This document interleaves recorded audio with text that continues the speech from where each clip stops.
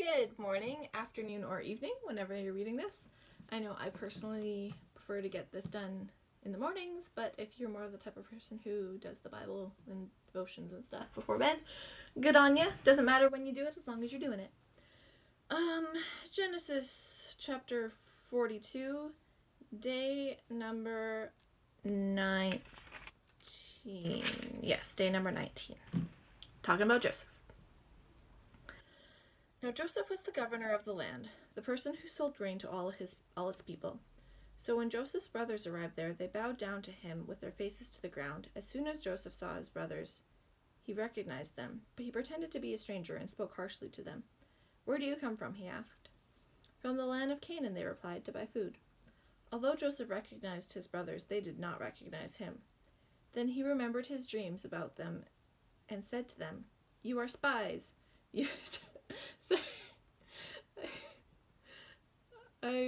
I can't wait to talk to Joseph in heaven and just like.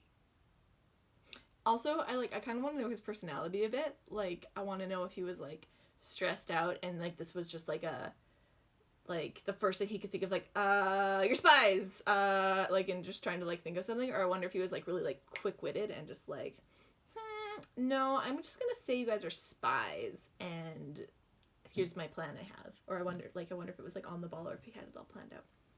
I plan to ask him. Okay, they came from Canada to buy food, blah blah blah, you're spies. You have come to see where our land is unprotected. No, my lord, they answered. Your servants have come to buy food. We are all the sons of one man. Your servants are honest men, not spies. No, he said to them, you have come to see where our land is unprotected. But they replied, This part of the story is always funny to me. Except if you watch the movie, I think it's just called Joseph or Joseph and His Coat of Many Colors or something. It's just a cartoon movie. It's like a gut-wrenching scene. Like, you're just like you just want to like jump through the TV and like hug him because he's like so distraught that his brothers are there and he's like holding back tears and you're just like, ah. Anyway,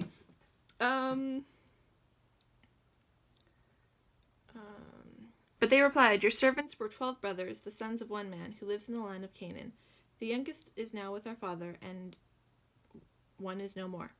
Joseph said to them, it is just as I had told you. You are spies, and this is how you will be tested. As surely as Pharaoh lives, you will not leave this place unless your youngest brother comes here. Send one of your number to get your brother. The rest of you will be kept in prison so that your word may be tested to see if you are telling the truth. If you are not, then as surely as Pharaoh lives, you are spies. And he put them all in custody for 3 days. On the 3rd day, Joseph said to them, do this and you will live, for I fear God. If you are honest men, let one of your brothers stay here in prison while the rest of you go and take the grain back for your starving households. But you must bring your youngest brother to me, so that your words may be verified and that you do not die. They proceeded to do so. They said to one another, surely we are being punished because of our brother. We saw how distressed he was when he pleaded with us for his life, but we would not listen. That's why distress has come upon us. Keep in mind, this is like 30 years later or something like ridiculous like that. So this isn't like just like they were like, oh yeah, last week we sold our brother and now God's punishing us. This is probably something that's been like eating them up for like years. They've probably always had guilt about this.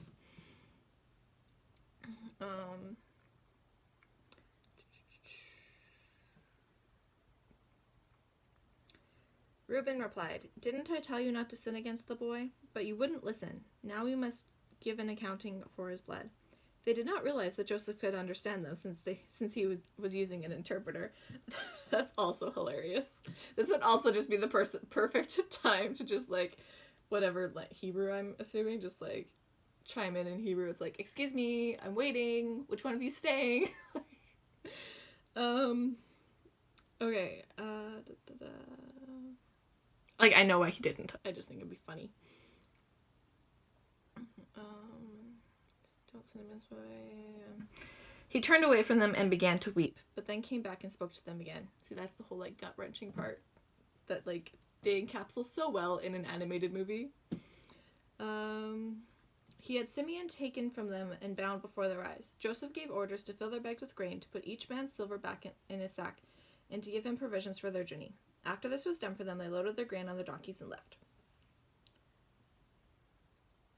At the place where they stopped for one night, one of them opened his sack to get feed for his donkey and saw his silver in the mouth of his sack. "My silver has been returned," he said to his brothers. "Here it is in my sack." Their hearts sank, and they turned to each other trembling and said, "What is this that God has done to us?"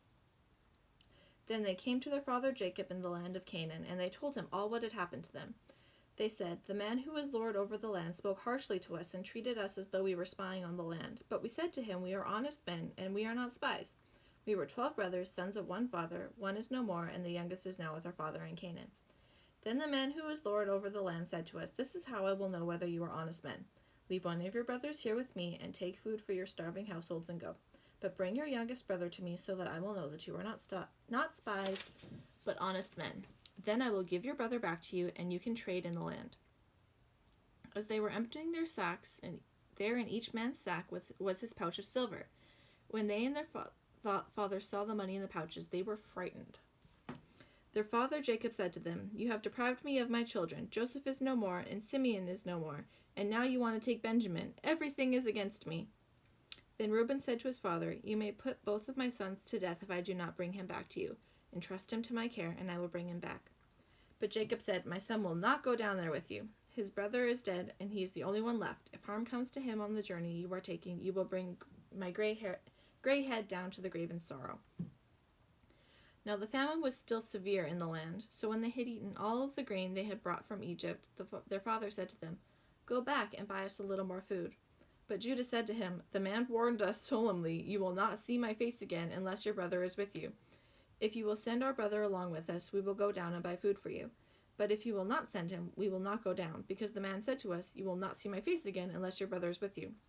Israel asked, 'Why did you bring this trouble on me by telling the men you had another brother?' They replied, 'The man questioned us closely about ourselves and our family. Is your father still living, he asked us. Do you have another brother? We simply answered his questions. How are we to know he would say, bring your brother down here?' Then Judah said to Israel, his father, 'Send the boy along with me, and we will go at once, so that we and you and our children may live and not die. I myself will guarantee his safety. You can hold me personally responsible for him, and if I do not bring him back to you and set him here before you, I will bear the blame for you all my life. As it is, if we had not delayed, we could have gone and returned twice.'" Poor Simeon in jail is probably just like, come back, guys.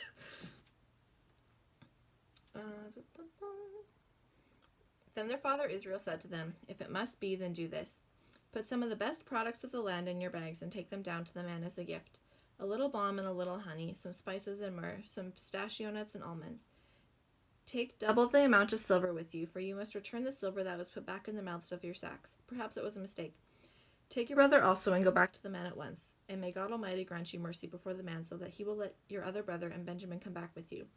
As for me, if I am bereaved, I am bereaved." So the men took the gifts and double the amount of silver, and Benjamin also. Excuse me. It's all that talk about spices. My nose was just like, ooh, what spice? And then got all sneezy. They hurried down to Egypt and presented themselves to Joseph. When Joseph saw Benjamin with them, he said to the steward of his house, "Take these men to my house, slaughter an animal, and prepare a meal. They are to eat with me at noon." The man did as Joseph told him and took the men to Joseph's house. Now the men were frightened when they were taken into his house. They thought, "We were brought here because of the silver that was put back into our sacks the first time. He wants to attack us and overpower us and seize us as slaves and take our donkeys." So they went up to Joseph's steward and spoke to him at the entrance to the house. "We beg your pardon, our lord," they said. "We came down here the first time to buy food, but at the place where we stopped for the night we opened our sacks, and each one of us found his silver, the exact weight, in the mouth of its sack. So we have brought it back with us. We have also brought additional silver with us to buy food. We don't know who put the silver in our sacks." "It's all right," he said. "Don't be afraid. Your God, the God of your father, has given your treasures in your sacks. I received your silver." Then he brought Simeon out to them. Simeon's probably like, at this point he probably thought they weren't coming back. Because they said, they could have gone, back and forth twice already. Simeon's probably, so relieved to see his family right now.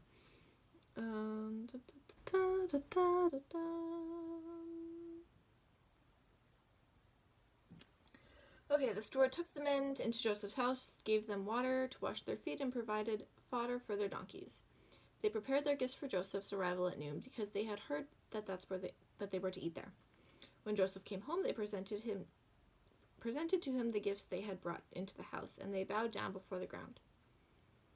He asked them how they were, and then said, "How is your aged father you told me about? Is he still living?" They replied, "Your servant, our father, is still alive and well," and they bowed down, prostrating themselves before him. As he looked about, he saw his brother Benjamin, his own mother's son. He asked, "Is this your youngest brother, the one who you told me about?" And he said, "God be gracious to you, my son." Deeply moved at the sight of his brother, Joseph hurried out and looked for a place to weep. He went into his private room and wept there. This was this must have been really hard for Joseph too. I know why he didn't just come out and say everything right at the beginning, but to keep that a secret and hold it all together, mad props, Joseph. I would have totally broken down by now. Okay, after he had washed his face, he came out and controlling himself, said, "Serve the food." They served him by himself, the brothers by themselves, and the Egyptians who ate with him by themselves, because Egyptians could not eat with Hebrews, for that is detestable to the Egyptians. The men had been seated before him in order of their ages, from firstborn to the youngest, and they looked at each other in astonishment. When proportions were served to them from Joseph's table, Benjamin's portion was 5 times as much as anyone else's, so they feasted and drank freely with him. Now Joseph gave these instructions to the steward of his house. "Fill the men's sacks with as much food as they can carry, and put each man's silver in the mouth of his sack. Then put my cup, the silver one, in the mouth of the youngest one's sack, along with the silver for his grain." And he did as Joseph said. I know that this was all for the greater good, but how easily would it be to be corrupt in that position and actually do this without having the plan of revealing himself at the end? It's a good thing he's a good guy.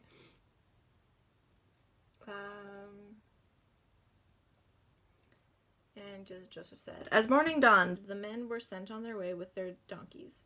They had not got far from the city when Joseph said to his steward, "Go after those men at once, and when you catch up with them, say to them, 'Why have you repaid good with evil? Isn't this the cup that my master drinks from and also uses for divination? This is a wicked thing you have done.'" In the VeggieTales version, spoiler alert, but they give them pizza, and instead of pepperoni, it's silver coins. It's pretty funny.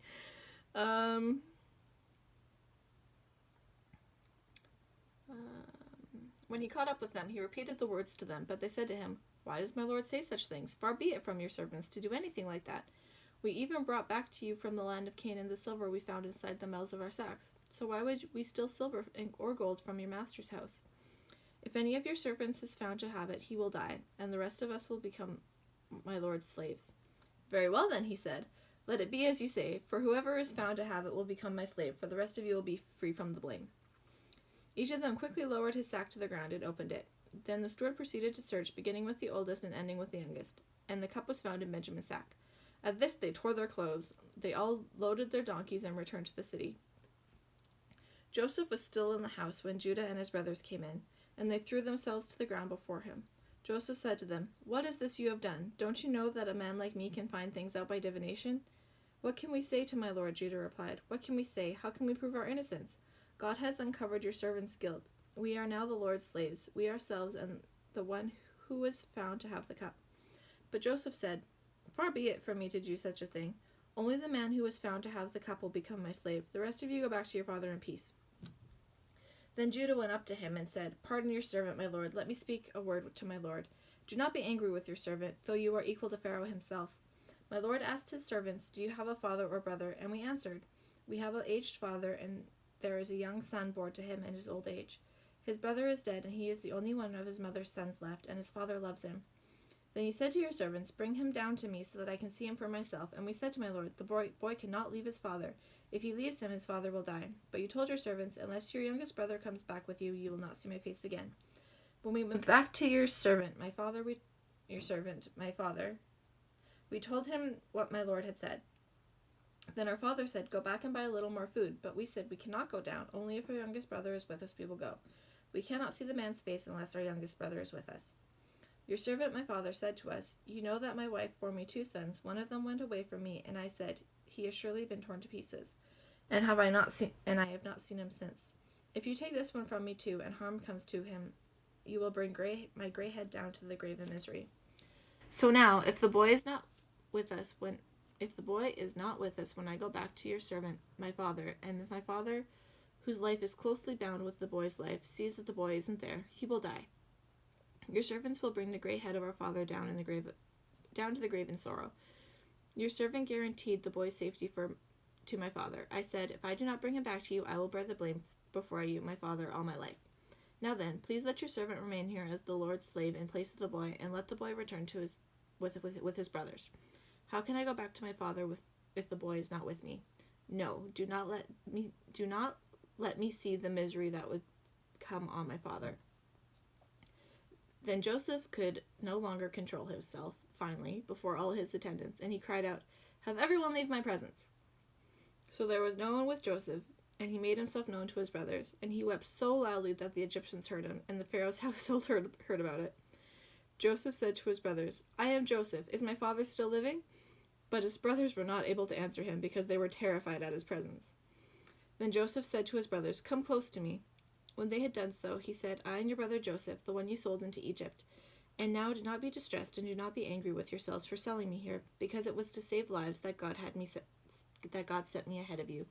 For 2 years now there has been famine in the land, and for the next 5 years there will be no more plowing and reaping. But God sent me ahead of you to preserve for you a remnant on earth, and to save your lives by great deliverance. So then it was not you who sent me here, but God. He made me father to Pharaoh, lord of his entire household, and ruler of all Egypt.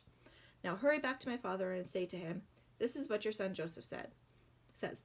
God has made me lord of all Egypt. Come down to me, and don't delay. You shall live in the region of Goshen, and be near me, you, your children and grandchildren, your flocks and herds, and all you have. I will provide for you there, because 5 years of famine are still to come.